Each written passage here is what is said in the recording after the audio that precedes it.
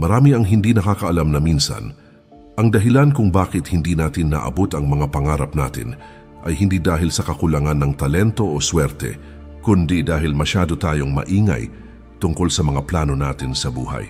Sa tuwing isinasalaysay natin sa iba ang mga bagay na gusto nating makamit, may bahagi ng ating determinasyon na unti-unting kumukupas.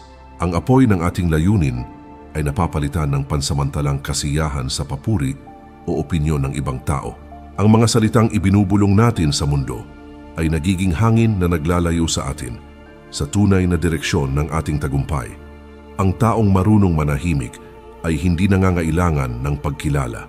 Alam niya sa sarili niya na ang kanyang halaga ay hindi nasusukat sa dami ng taong nakakaalam ng kanyang mga plano, kundi sa lalim ng kanyang disiplina at sa tibay ng kanyang konsentrasyon. Ang katahimikan ay hindi kawalan ng lakas, ito ay tanda ng kontrol. Ang isang mandirigmang walang disiplina ay maingay, ngunit ang tunay na matatag ay yaong kayang maghanda sa dilim at hayaang ang liwanag ng kanyang resulta ang magsalita para sa kanya. Sa panahon ngayon, tila ba naging uso ang ipakita ang bawat hakbang, bawat tagumpay, at bawat plano sa mga mata ng lahat. Ngunit ang karunungan ng mga sinaunang pilosopo ay malinaw. Ang isang kaluluwang nagnanais ng kapayapaan ay kailangang marunong mamili kung ano ang dapat sabihin at kung ano ang dapat itago. Ang ingay ng mundo ay may kapangyarihang sirain ang konsentrasyon ng isang taong nagtataguyod ng kanyang pangarap. Kapag masyado tayong bukas, nagiging mas madaling pasukin ng pagdududa at negatibong impluensya ang ating kalooban. Sabi ni Marcus Aurelius, "The more you say, the less you control." Sa bawat salitang binibitawan, may kapangyarihang nawawala, kaya ang tunay na matalino ay hindi inuubos ang kanyang lakas sa pagpapaliwanag. Ginugugol niya ito sa paggawa, sa pagpupunyagi at sa pagtahimik na pag-angat. Ang katahimikan ay kanyang kanlungan at ang kanyang mga gawa ang siyang nagsisilbing tinig. Kaibigan at kapatid, muli inaanyayahan kita na mag-subscribe sa ating channel para lagi kang updated sa mga bagong videos na aking gagawin at babago sa pananaw mo sa buhay. Ngayon, kung tunay mong hangad ang katahimikan na may kapangyarihan at tagumpay na may disiplina, panahon na para unawain kung bakit may mga bagay na mas mainam itago kaysa ipagsigawan. Ito ang siyam na dahilan kung bakit hindi mo dapat ipaalam ang mga plano mo sa buhay, mga aral na magpapaalala sa iyo na ang tunay na lakas ay hindi nasusukat sa dami ng salitang binibitawan, kundi sa lalim ng katahimikan na iyong pinanghahawakan. Number 1. Kapag ibinahagi mo ang iyong plano, nababawasan ang iyong lakas na kumilos. Isa ito sa mga pinakakaraniwang pagkakamali ng mga taong may malalaking pangarap. Kapag ang isang tao ay nagsimula ng magsalita tungkol sa kanyang mga plano, nagkakaroon siya ng panandaliang kasiyahan na parang natupad na niya ang kanyang layunin kahit wala pa naman siyang nagagawa. Ang papuri ng iba ay nagiging kapalit ng tunay na progreso. Ang mga salitang dapat sana ay naging mga kilos ay nauubos sa pagpapaliwanag at paghahanap ng pagkilala. Sa mata ng isang stoic, ang ganitong uri ng kasiyahan ay isang bitag, sapagkat habang pinupuri ka ng mundo sa mga bagay na hindi mo pa nagagawa, unti-unti kang nasasanay sa ilusyon ng tagumpay, nawawala ang disiplina, nababawasan ang konsentrasyon, at ang iyong layunin ay nagiging mababaw.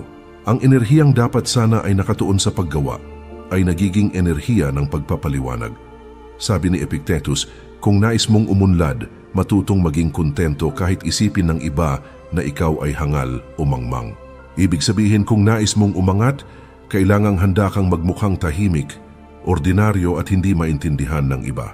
Ang tunay na matalinong tao ay hindi ginugugol ang kanyang oras sa pagpapatunay, kundi sa paghubog ng sarili. Hindi niya kailangan ng papuri o pagkilala upang magpatuloy dahil alam niyang ang tunay na tagumpay ay hindi kailangang ipaalam. Kapag ibinabahagi mo ang iyong mga plano, binubuksan mo ang iyong sarili sa mga opinyon, paghusga, at negatibong enerhiya ng iba. Sa halip na lumakad sa sariling direksyon, napupuno ka ng pag-aalinlangan at sa bawat sandaling ginugol mo sa pakikinig sa ingay ng iba, may nawawalang oras sa paggawa ng mga hakbang na magdadala sa iyo sa tagumpay. Ang katahimikan ay isang pader na nagpoprotekta sa iyong layunin. Sa loob nito, May puwang para sa disiplina, focus at kalinawan ng isip. Kapag pinili mong manahimik, binibigyan mo ang sarili mo ng pagkakataong tumutok, magplano at kumilos ng walang sagabal. Ang mga dakilang tagumpay ay hindi ipinanganak sa mga salita, kundi sa mga gawaing tahimik na hinubog ng tiyaga at disiplina. Ang taong marunong magtanim sa dilim ay siya ring taong handang mamunga sa liwanag. Huwag mong hayaan na ang iyong lakas ay maubos sa pagkwento. Ilaan mo ito sa pagbuo sa pagtutok at sa pagsisikap, sapagkat sa dulo, hindi mo kailangang ipaliwanag kung ano ang plano mo sa buhay. Ipakita mo ito sa pamamagitan ng resulta. Number 2, kapag sinabi mo ang iyong mga plano, binibigyan mo ng pagkakataon ng iba na sirain ang iyong direksyon. Sa mundong puno ng ingay, hindi lahat ng nakikinig ay nagnanais mong magtagumpay. Marami ang makikinig upang husgahan, hindi upang umunawa. Marami ang nangingiti, ngunit lihim na nag-aabang kung kailan ka madadapa. Kapag ipinahayag mo ang iyong mga plano, binubuksan mo ang pinto ng iyong isip sa mga taong hindi karapat-dapat pumasok. At sa sandaling iyon, ang iyong direksyon ay unti-unting naapektuhan ng mga opinyon, duda at inggit ng iba. Ang mga Stoic ay naniniwala na ang tunay na kapayapaan ay nagmumula sa loob, hindi sa palakpak ng tao. Ang sino mang nakadepende sa pagkilala ng iba ay nagiging alipin ng kanilang mga salita. Kapag masyado mong pinakinggan ang ingay ng paligid, nawawala ang boses ng iyong sariling karunungan. Ang panlabas na opinyon ay parang hangin na hindi mo makokontrol. Ngunit kaya nitong gibain ang pundasyon ng iyong focus kung hahayaan mo. Sabi ni Seneca, ang sino mang sumusubok maglayag na nakikinig sa lahat ng ihip ng hangin ay hindi kailanman makakarating sa paroroonan. Ibig sabihin, kung lagi mong binabago ang iyong direksyon dahil sa sinasabi ng iba, hindi ka kailanman uunlad. Ang matalinong tao ay nakikinig, ngunit hindi nagiging alipin ng opinyon. Nakikita niya ang halaga ng payo, ngunit mas alam niya ang halaga ng katahimikan. Ang pagsasapubliko ng iyong mga plano ay parang pagbubukas ng mahina pang halaman sa ilalim ng matinding araw. Hindi pa ito handa, ngunit isinasalang mo na ito sa mga mata ng lahat. Sa halip na lumago, ito'y natutuyo. Ganito rin ang nangyayari kapag pinilit mong ibahagi ang iyong mga pangarap bago pa ito tumibay sa iyong kalooban. Ang mga salita ng iba ay maaaring magdulot ng alinlangan, at ang alinlangan ay unti-unting kumikitil sa apoy ng iyong layunin. Kaya matutong maglakad ng tahimik. Pakinggan ang iyong sariling direksyon. Hayaan mong ang iyong mga hakbang ang maging sagot sa lahat ng pagdududa. Sa katahimikan, lumalakas ang iyong loob at sa disiplina, tumitibay ang iyong pananampalataya sa sarili. Ang iyong layunin ay hindi dapat nakabatay sa palakpak ng iba, kundi sa tibay ng iyong paninindigan. Ang mga dakilang tagumpay ay hindi kailanman sumisigaw habang ginagawa. Lumalago sila sa katahimikan, sa dedikasyon at sa panahong walang nakakakita. Kapag dumating ang tamang oras, doon lamang sila lumilitaw matatagbuo at hindi na kayang pabagsakin ng kahit anong salita. Number 3, ang pagsasabi ng iyong plano ay nagdudulot ng labis na inaasahan mula sa iba. Kapag ibinubunyag mo ang iyong mga pangarap, hindi mo lamang ipinapahayag ang iyong layunin, kundi nagbibigay ka rin ng espasyo para sa mga inaasahan ng ibang tao. Ang mga inaasahan na ito ay maaring magbago ng paraan ng iyong pag-iisip at kilos. Ang presyon na dala ng mata ng iba ay unti-unting pumipigil sa natural na daloy ng iyong paggawa. Sa halip na sundan ang sariling ritmo, nagiging alipin ka ng opinyon ng iba at ng kanilang inaasahan sa iyo. Ang bawat tanong, bawat paghingi ng paliwanag, at bawat pangaral na hindi mo hinihingi ay nagiging pasanin sa iyong isipan. Ang kalayaan na dapat sana ay nararamdaman mo sa paggawa ay napapalitan ng pag-aalala at pagdududa. Sabi ni Epictetus, ang hindi nagmamadaling ipakita ang sarili ay may kalayaan sa loob. Ibig sabihin, ang taong marunong magtahimik ay malaya sa pasanin ng pananabik at opinyon ng iba. Hindi siya pinipilit ng inaasahan ng mundo, kundi gumagalaw ayon sa kanyang sariling prinsipyo at disiplina. Sa katahimikan, nagkakaroon siya ng pagkakataong suriin ang kanyang sarili, itama ang mga hakbang, at palakasin ang loob bago ipakita sa iba ang bunga ng kanyang paggawa. Ang tahimik na paghahanda ay nagbibigay ng tunay na kalayaan at kapangyarihan na hindi kayang alukin ng papuri o opinyon ng Iba, ang labis na pagbabahagi ng plano ay parang paglalagay ng mabigat na karga sa iyong mga balikat bago ka pa man magsimula sa paglalakbay. Ang inaasahan ng iba ay nagiging pabigat na maaari mong madama sa bawat hakbang. Kapag ito'y pinapayagan mong mangibabaw, nawawala ang kalinawan at ang sigla ng iyong paninindigan. Ang bawat kilos ay nagiging reaksyon sa mga opinyon ng iba. Sa halip na hakbang patungo sa iyong sariling layunin, unti-unti ang apoy ng determinasyon ay nagiging abo dahil sa sobrang pag-aalala kung ano ang iniisip ng mundo. Sa katahimikan, ang bawat kilos ay nagiging malaya at tapat sa layunin. Ang bawat hakbang ay sumusunod sa plano at hindi sa inaasahan ng iba. Ang mga tunay na dakilang tagumpay ay lumalago sa tahimik na disiplina at sa sarili mong ritmo. Sa halip na ipaliwanag at ipagtanggol ang bawat plano, hayaan mong ang gawa ang magsalita sa halip ng mga salita. Sa katahimikan, natututo kang humintay, natututo kang magplano ng mas maayos at natututo kang kilalanin ang sariling lakas nang hindi hinahati sa opinyon ng iba. Ang pagtutok sa sariling landas ay nagbibigay ng lakas, katahimikan at kapanatagan. Kapag hindi mo ibinabahagi ang iyong plano, hindi lamang protektado ang iyong layunin, kundi lumalakas ka rin sa loob. Ang bawat sandali ay nagiging hakbang patungo sa tagumpay na hindi nakadepende sa pananaw ng iba, kundi sa iyong sariling determinasyon. Sa huli, ang taong marunong magtahimik ay hindi nagmamadali na makilala o purihin. Ang kanyang tagumpay ay hindi nasusukat sa dami ng nakakaalam, kundi sa tibay ng kanyang ginawa, sa katatagan ng kanyang loob, at sa katahimikan ng kanyang paghahanda. Number 4. Kapag ibinabahagi mo ang iyong mga plano, nagiging mas madali para sa inggit at galit ng iba na makaapekto sa iyo.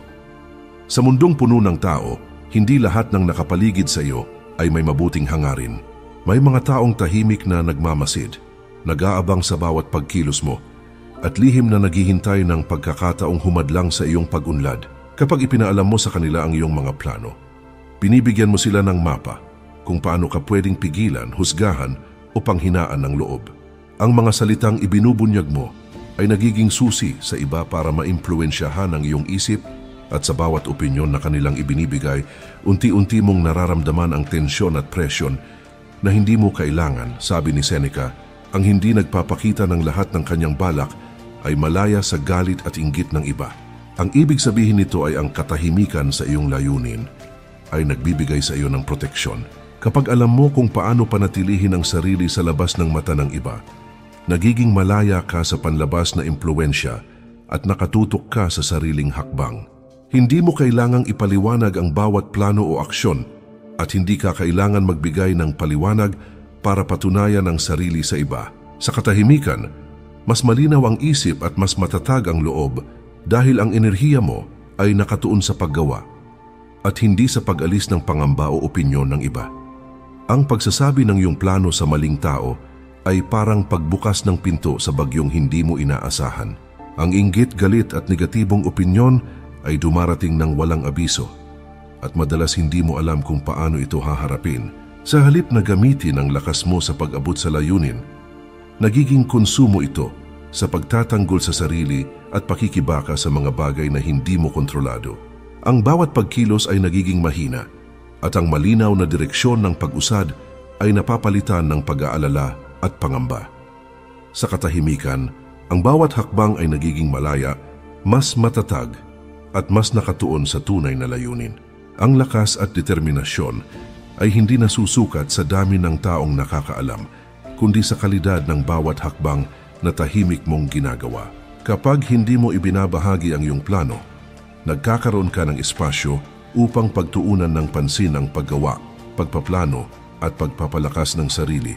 Ang bawat sandali ay nagiging hakbang patungo sa tagumpay at bawat desisyon ay bunga ng sariling prinsipyo at pananampalataya sa kakayahan. Ang katahimikan ay nagbibigay ng proteksyon sa iyong layunin, kalinawan sa isip at tibay sa loob. Ang taong marunong magtahimik ay hindi madaling maapektuhan ng inggit at galit ng iba. Ang kanyang lakas ay hindi nasusukat sa dami ng nakakaalam, kundi sa tibay ng kanyang disiplina at sa husay ng kanyang pagkilos. Ang mga dakilang tagumpay ay laging lumalago sa katahimikan, sa paninindigan at sa sarili mong determinasyon. Number 5. Kapag ibinahagi mo ang iyong plano, nawawala ang sorpresa at lakas ng epekto nito. Maraming tao ang hindi nakakaunawa na ang kapangyarihan ng isang plano ay hindi lamang nasa gawa, kundi pati na rin sa tamang timing at hindi inaasahang epekto. Kapag ipinahayag mo ang iyong layunin sa lahat, nawawala ang elemento ng sorpresa at ang lakas na dala ng hindi inaasahang tagumpay.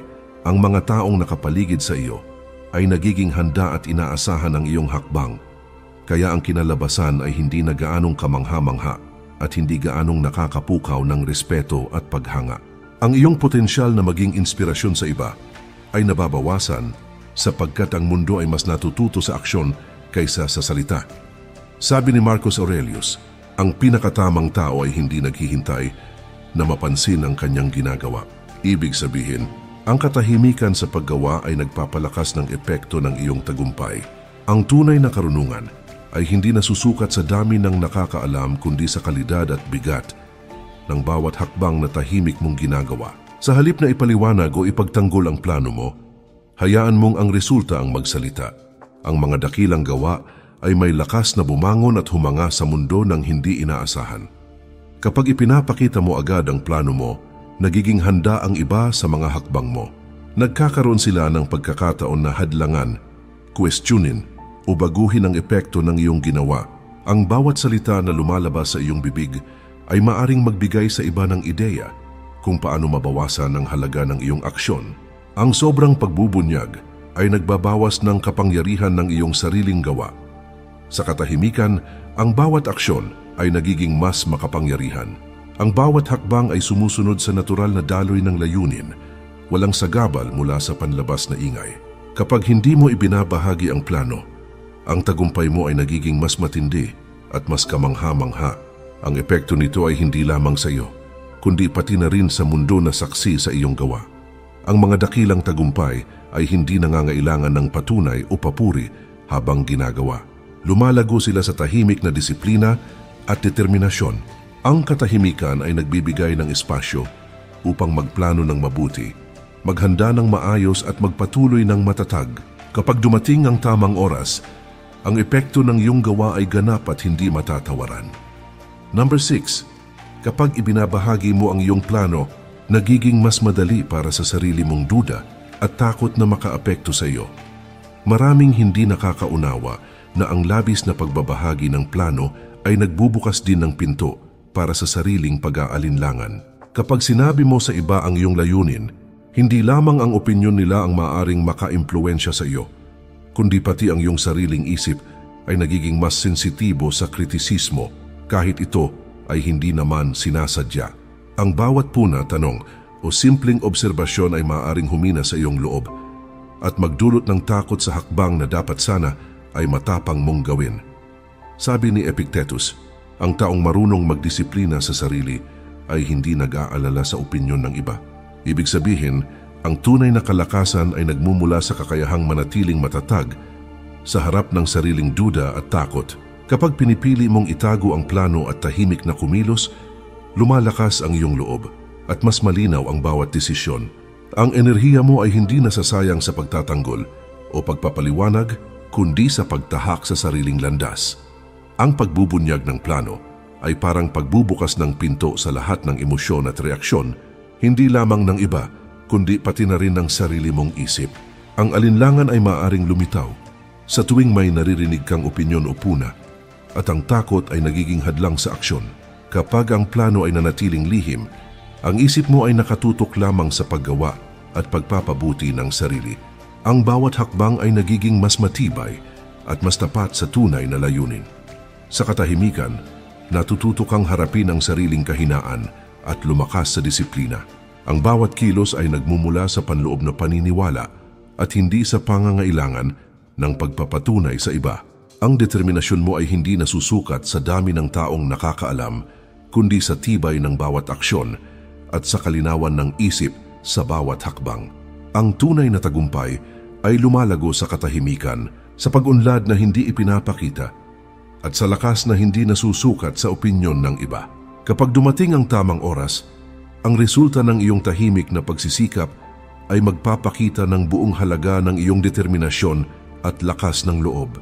Ang katahimikan ay hindi kawalan ng lakas, kundi tanda ng karunungan at kontrol sa sarili. Number 7.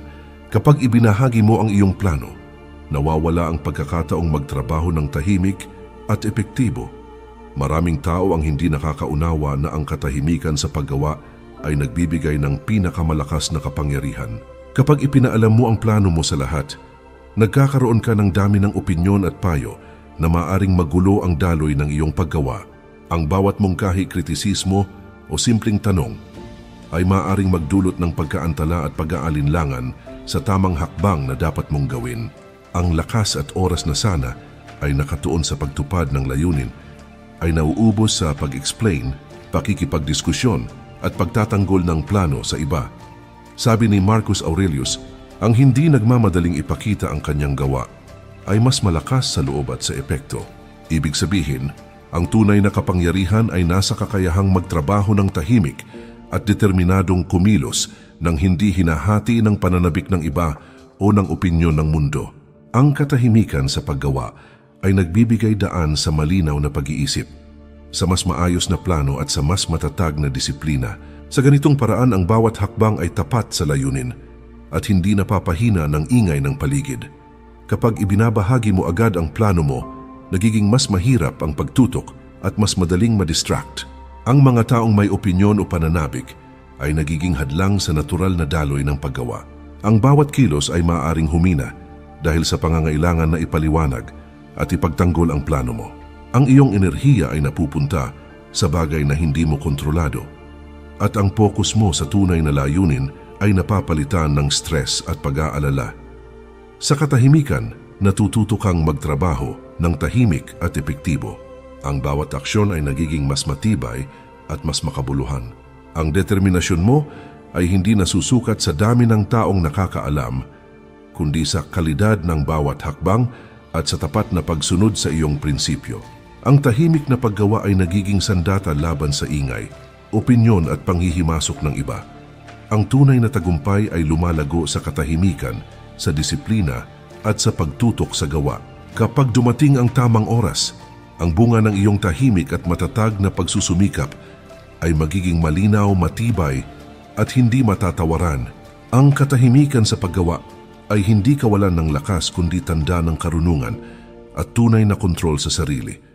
Number 8. Kapag ipinahayag mo ang iyong plano, nagiging mas madali para sa mga hadlang at distractions na makaapekto sa iyong tagumpay. Maraming tao ang hindi nakakaunawa na ang bawat plano ay may kanya-kanyang tamang panahon upang magbunga at ang labis na pagbabahagi nito ay nagdudulot ng hindi kailangang stress at pagkagambala. Kapag sinabi mo sa lahat ang iyong layunin, binibigyan mo rin ng pagkakataon ng mundo, ang ibang tao at maging ang sarili mong isip na magduda, mag-alinlangan at magbago ng direksyon.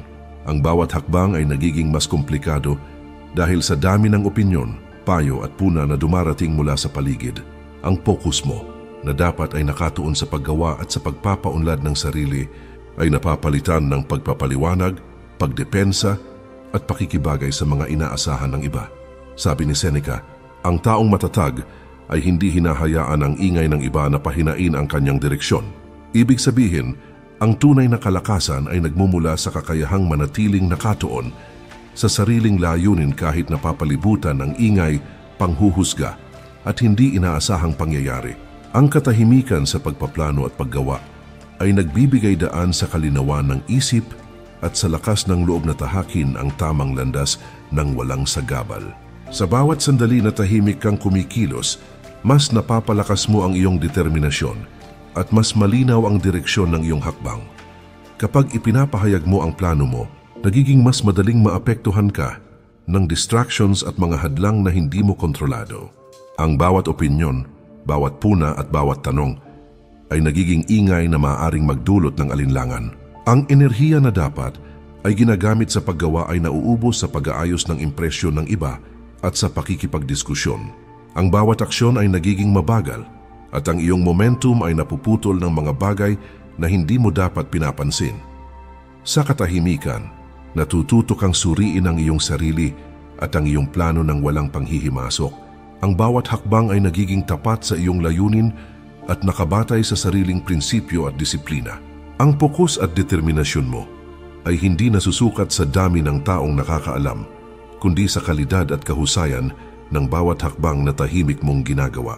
Kapag nanatili kang tahimik, hindi ka lamang protektado mula sa distractions, kundi mas nakakapagplano ka ng mas maayos, mas nakakilos ng mas epektibo at mas tumitibay ang iyong loob.